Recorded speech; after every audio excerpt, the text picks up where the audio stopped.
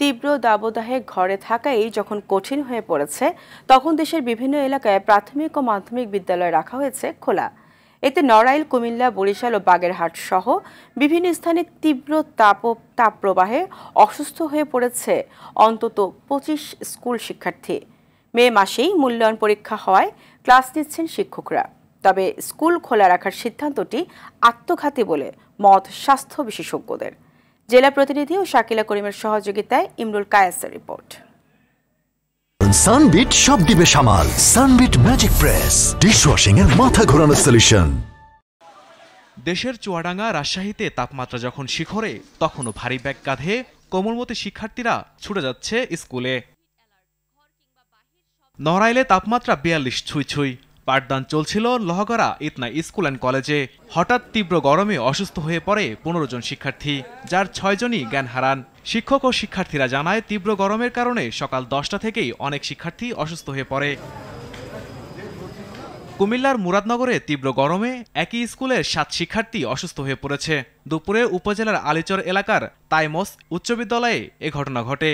এ ঘটনায় বিদ্যালয়ে ছুটি ঘোষণা করে কর্তৃপক্ষ। আজও গতকালের মতো ৬ জন শিক্ষার্থী পরপর অসুস্থ হয়ে পড়ে। ক্লাসে চলাকালীন প্রচন্ড গরমের কারণে আমি ওখানে যাই।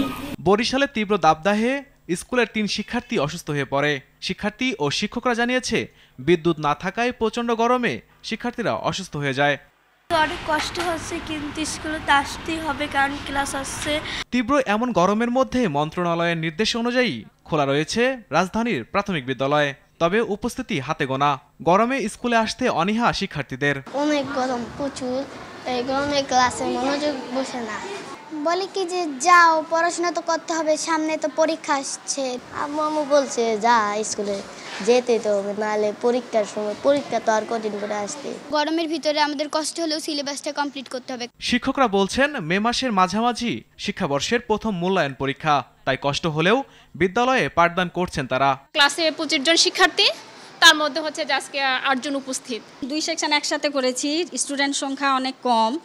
হ্যাঁ, অনেক শিক্ষার্থী আমাদের হয়ে গেছে, অসুস্থ হয়ে পড়ছে। তাপদাহের মধ্যে স্কুল খোলা থাকায় শিশুর স্বাস্থ্য ঝুঁকির পাশাপাশি মানসিক স্বাস্থ্য ক্ষতিগ্রস্ত হচ্ছে। ফলে এই সিদ্ধান্ত অনেকটা আত্মঘাতী বলে মত স্বাস্থ্য বিশেষজ্ঞদের। একদিনের জন্য গতকালকে খুললো, কেন যে খুললো আল্লাহ জানে। যে স্কুলের সামনে দিয়ে ফুচকা ইত্যাদি, তারপরে শরবত, গরমের হিটের জন্য যা সমস্যা হবে তার থেকে আরও 1 ডিগ্রি সমস্যা হবে, পেটের পীড়া হবে।